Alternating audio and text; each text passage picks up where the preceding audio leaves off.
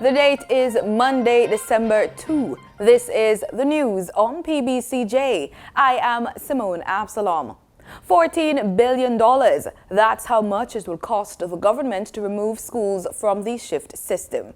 According to Minister without portfolio with responsibility for education, youth and information, Cara Shillingford, just about 30-odd schools that are on the shift system have to be removed, and there is a particular list of schools that have been identified to be removed from shift this year. He made the disclosure at the Ministry's annual Staff Recognition and Awards ceremony held on Friday at the Jamaica Pegasus Hotel in New Kingston. In September, it was announced that 4 schools will be removed from the shift system in the 2019-2020 fiscal year at a cost of $93.9 million. They are Exchange All-Aid School in St. Anne, which will be upgraded at a cost of $21.9 million. Albert Town High School, Trelawney, at a cost of $30 million. Cedric Titus High School, Trelawney, $12 million. And Port Antonio High, Portland, $30 million. 48 of the nation's youth were awarded the Prime Minister's Youth Awards for Excellence on Saturday for their outstanding contributions in various areas of national life. The award recipients, which included new reggae sensation Michaela Coffee Simpson, entertainer, Jamila Falak James, reggae girl, Jody Brown, Olympic diver Una Knight Wisdom, and popular YouTuber Rashane Duttyberry Berry were selected from 87 nominees in 12 categories. The awards were presented in the categories of academics, agriculture, arts and culture, entrepreneurship, environmental protection, innovation in science and technology, international achievement, journalism, leadership, sports and youth development, as well as nation building. During his address, Prime Minister Andrew Holness encouraged young people to remain unwavering in their pursuit of excellence. If I were to bet on the future of Jamaica, I would say we have an excellent chance of a bright future with this stock of young people that we're seeing emerging today. So I'm going to place my bet on you, the young people of Jamaica. You will not compromise the standards. You will seek to lift them and raise them. You will search for excellence. You will not compromise. You will seek to achieve the highest.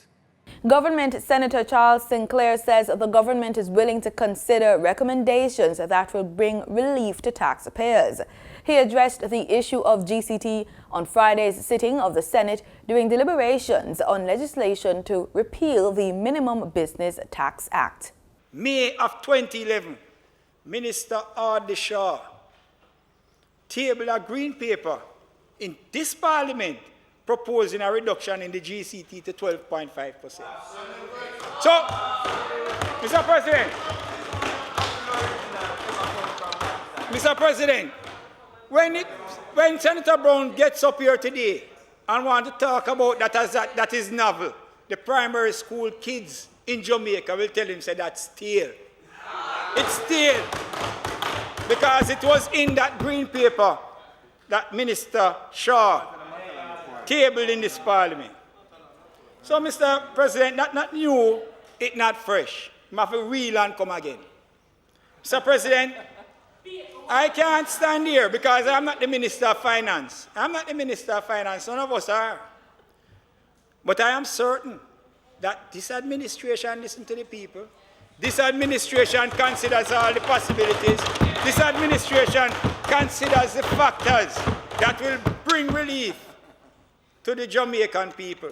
And I am certain that if it can be done, if it can be facilitated, the history has shown to the people of Jamaica that the Jamaica Labour Party administration will act in an appropriate way. He added that a green paper on tax reform tabled in the House of Representatives in May 2011 by then Finance Minister Audley Shaw recommended that the GCT be reduced to 12.5%. In the meantime, Opposition Senator Lambert Brown called for a comprehensive tax review, including a reduction in the GCT and a rollback of the gas tax. Senator Brown noted that he tabled the resolution calling for this review in 2017, but it has still not been done. He said while he supported the move to scrap the minimum business tax, more needs to be done to protect the poor from the shift towards indirect taxation. So while you are talking glorious macroeconomic numbers, we're talking about, Senator Gill, the fixed income worker, the worker who gets no increase, the 78% of the workforce who are at minimum wage or just above minimum wage. The General Consumption Tax GCT, which commenced on October 22, 1991, simplified the modernized Jamaican indirect tax system.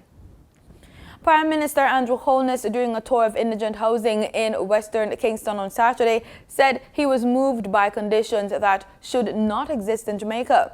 Mr. Holness said the conditions required immediate action. The conditions in Rasta City are particularly disturbing and require urgent attention. I've also seen where the housing projects which were started in the 70s and 80s, many of them remain incomplete, and residents who were located in areas with the expectation that the housing solutions would be completed so that they could take them up, they still remain in those temporary structures in those areas, and the government has to complete those programs. I know that the NHT started plans, they have them on their books. I think they have almost completed designs. The issue now is to actually start work on it. You have been very patient. You have been very loyal people. And that counts for something, that means something. I'm sure that there are other areas in Jamaica, other constituencies that have similar conditions. But whilst we strive to address all of them, we are going to also put some effort into addressing this particular situation, because Desmond, this has been the situation. Well, you say you born in it. I grew up in it. So And you're 21 years I'm old. 21. And Minister Mackenzie said that this building is older than he is, and you know he is. I'm 67. Older than me. So this building has been occupied now this way for more than 50 years. More than 50. Member of Parliament for West Kingston, Desmond Mackenzie, was also present during the tour. The Ministry of Culture, Gender, Entertainment and Sport is seeking to have revival music inscribed on the UNESCO representative list of the intangible cultural heritage of humanity.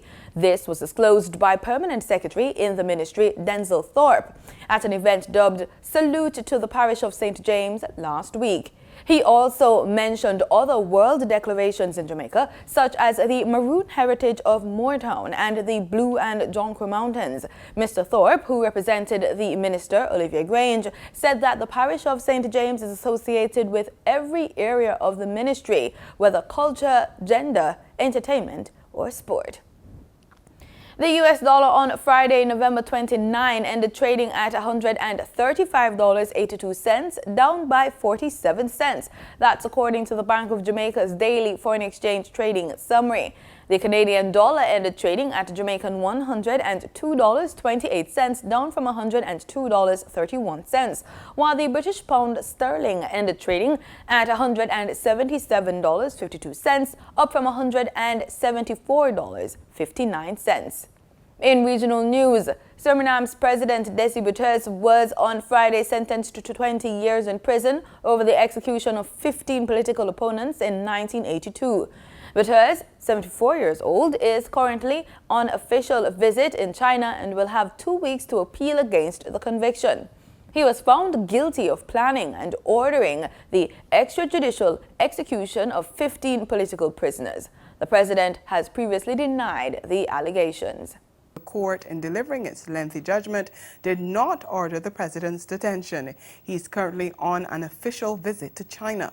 The sentence handed down was just what the prosecution had asked for. In its ruling, the court said Bouterse had overseen an operation in which soldiers under his command abducted 16 leading government critics, including lawyers, journalists, and university teachers, from their homes and killed 15 of them at a colonial fortress in the capital, Paramaribo. One trade union leader survived and later gave testimony against Bouterse. Last year, the president's lawyer asked the military court to acquit his client after branding the victims traitors. The court convicted Bouterse on the charges of murder and provocation to murder. The other criminal offenses, such as deprivation of liberty and torture, are time-barred. Bouterse has in the past denied the charges. He'll have 2 weeks to appeal the decision. He's so far not commented on his conviction. In a statement following the verdict, France, Germany, the Netherlands, Spain, the United Kingdom, and the United States said they had closely monitored the progress of the trial, which has been instrumental in reconstructing the events and political context of December 8, 1982. The High Court in Dominica will on Monday hear an application from a group of individuals seeking a postponement to the December 6th general election. They want the polls pushed back to February next year. Cara Shillingford, one of the attorneys representing the seven, said the applicants are asking that a hold be put on the elections until several issues are addressed. It's an application before the court for leave to apply for judicial review of the decision of the president not to adjourn polling day in light of numerous errors and numerous irregularities which we have pointed out in our application. It is also an application for an order that the Electoral Commission and the Chief Election Officer sanitize or clean the register of electors before the next general election so that we can have in Dominica free and fair elections. The Caribbean is being warned to brace for a continued drier than normal weather pattern next year. According to climatologist Cedric Van Meerbeek, the 2019 dry spell will extend into 2020, and this will have implications for some farming regions. So for those farmers who grow crops, particularly in the South and the Eastern Caribbean, it shouldn't be as bad as last year. But in terms of long-term drought, which relates to water storage, the very large water reservoirs in the islands, we still, and in Belize, we still face challenges in the same places that are now experiencing drought. The situation is quite different in the Guianas. In the Guianas, in particular in the coastal areas, they're now going into, or they have just started their secondary wet season, and they have had reasonably wet to extremely wet couple of months and year in the past, so they have enough water, and now going into the wet season, which is predicted to possibly be wetter than usual even, that leads to concerns of flooding beyond the typical flooding that already occurs. So. In sports, we kick off with football. Dunbeholden FC defeated St. Catherine Parish rivals Portmore United 2-1 in Sunday's Red Stripe Premier League match at the Spanish Town Prison Oval. DeAndre Thomas with a 14th minute penalty kick and Saniki Burton's strike in the 42nd minute delivered all 3 points for Dunbeholden. They moved to 5th place in the 12-team league table with 21 points. RSPL title holders Portmore is enduring a topsy-turvy 2019 campaign and stay with 9th with 18 points. And that's the news on PBCJ. Thanks so much for watching.